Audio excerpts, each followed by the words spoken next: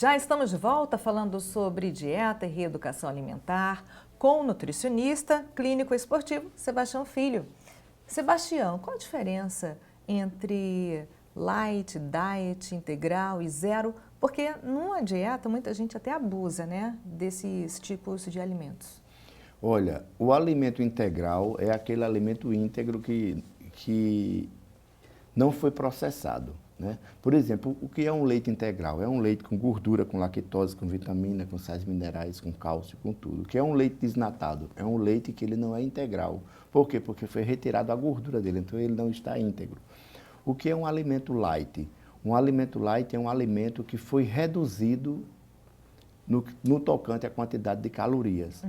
Por exemplo, um alimento light seria um leite semidesnatado. Ele é light por quê? Porque ele tem um pouco de gordura a menos do que o integral, né? Então, tudo que é light tem uma quantidade de nutriente a menos do que é integral. E o que é diet é um alimento que um dos nutrientes está ausente. Então, o que é um iogurte diet? É aquele iogurte que não tem açúcar, ele tem adoçante. O que é um iogurte light? É aquele iogurte que tem açúcar na quantidade mínima, mas tem. E o que é um iogurte integral? É aquele iogurte que tem o açúcar na quantidade normal. Então, o que é integral não foi mexido, é íntegro. O pão integral, fibras, vitaminas, sais minerais. O pão branco não é integral, o trigo foi processado, né? O light é aquele que tem as calorias amenizadas, seja de qualquer nutriente, pode ser pouca proteína, ou pouco carboidrato, ou pouca gordura. E o diet realmente é aquele que foi desenvolvido para os diabéticos, que tem um nutriente a menos, que seria o quê? O açúcar. E o zero? Parece que também não é muito bom, né? O zero é o seguinte, o zero é o light, só que o zero utiliza mais para gordura, assim, iogurte, zero gordura. Eles fazem questão de botar a palavra zero para a pessoa realmente perceber que não tem nada, mas pode ser assim, o iogurte diet, em gordura, entendeu? A palavra zero é mais para os laticínios que ele utiliza, leite zero, iogurte zero, né? Zero gordura. Mas aí o zero é como se fosse o diet, que realmente tira tudo. Por que a reeducação alimentar ainda é a melhor aposta para quem quer perder peso? É exatamente pelo fato de você aprender a comer, a selecionar os alimentos e depois que você emagrece, você continua com aquela sabedoria que você adquiriu durante o tratamento. E a dieta não, você faz aquilo ali, quando acaba você bota para lá e volta a comer tudo normal. E a reeducação alimentar, você de uma certa forma mantém o cuidado, de continuar com o peso equilibrado. Por quê? Porque na reeducação alimentar você comeu todos os alimentos em quantidades menores. Na dieta tudo aquilo é tirado, então você não sabe como voltar a colocar. Às vezes você coloca demais, né? Aí toda a caloriazinha que sobra vai sendo armazenada. Aí no final do mês tem meio quilo, com mais 2 meses tem 1,5 kg. Quando você se toca, já voltou todo o peso. Qual o primeiro passo para começar a reeducação alimentar? O primeiro passo para a reeducação alimentar seria a decisão do indivíduo, né? Então, eu estou achando que não estou legal, eu quero. Então, depois que ele decide, ele vai procura o profissional de nutrição, a gente faz aquela anamnese, mostra a ele que realmente ele está ingerindo em excesso e que tem que reduzir a quantidade de calorias, mas que ele não vai deixar de comer todos os alimentos que ele consome, né? Então, a gente faz essa reeducação alimentar, adequando aquele cardápio dele antigo, né? Pega o cardápio antigo, vai reduzindo, vai aumentando, vai trocando de hora, diminuindo quantidades, e a gente consegue realmente ir ali. No primeiro mês é meio ruim, meio difícil, mas a gente vai e de repente o indivíduo se adequa àquela condição.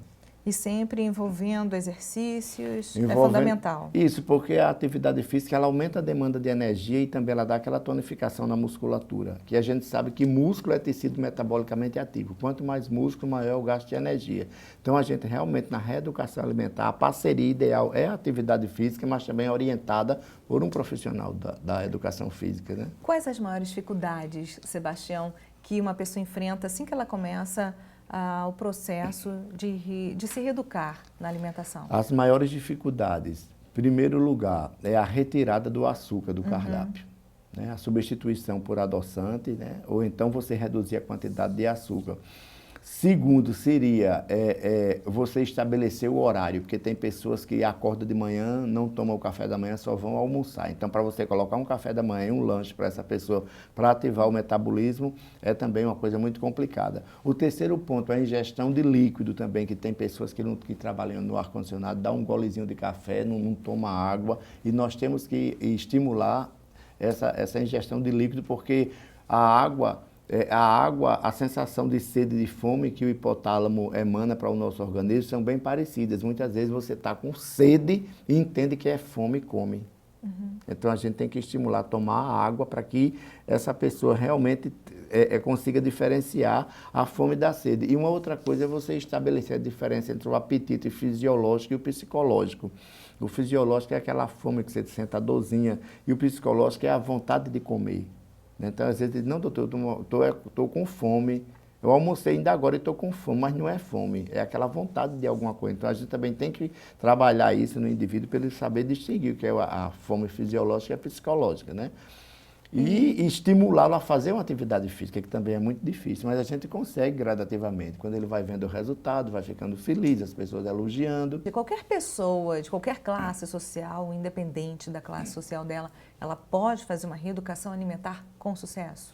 Pode sim, com certeza. Uma vez que nós observamos o cardápio do indivíduo e vamos fazer aquele manejo, né, nos alimentos. Então, tanto faz ser alguém que tem a mesa farta como alguém que tem uma mesa mais simples. A gente adequando proteína, carboidrato, gorduras, vitaminas e minerais nesses cardápios, no sofisticado ou no mais simples, nós conseguimos fazer a reeducação.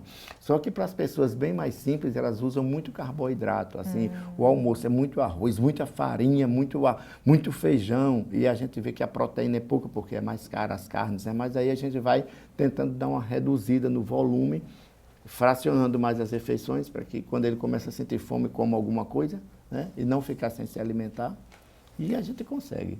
E é interessante, né, o senhor falar isso, porque o senhor acaba de constatar que pode sim perder peso, é possível emagrecer, independente de qualquer classe social.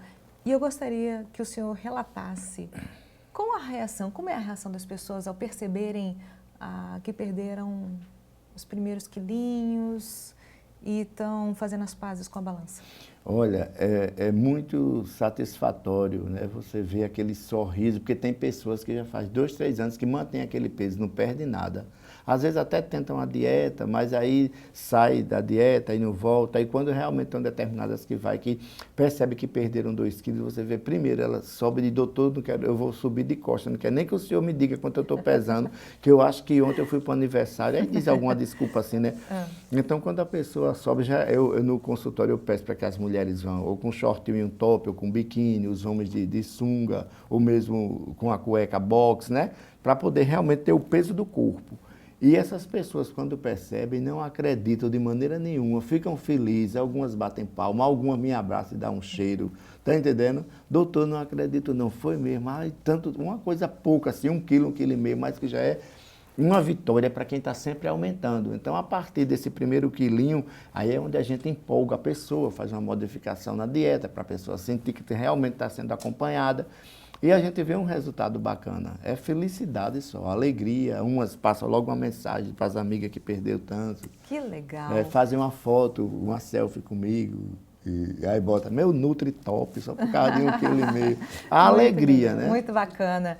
Agora, só para a gente até finalizar, é super importante na hora de se alimentar, eu gostaria que o senhor falasse o que é mito, o que é verdade, se realmente tem fundamento. Mastigar bem os alimentos na hora, né, de comer. Segundo, pode beber qualquer tipo de líquido na hora, né, de se alimentar ou não. E quanto, o senhor já até falou, mas vamos dar uma confirmada novamente sobre a água, né? Certo, então... Mastigar os alimentos. No tocante à mastigação é super importante porque nós sabemos que a digestão dos alimentos se inicia na boca, né, com a amilase salivar, que é a enzima que começa a degradar os carboidratos na boca.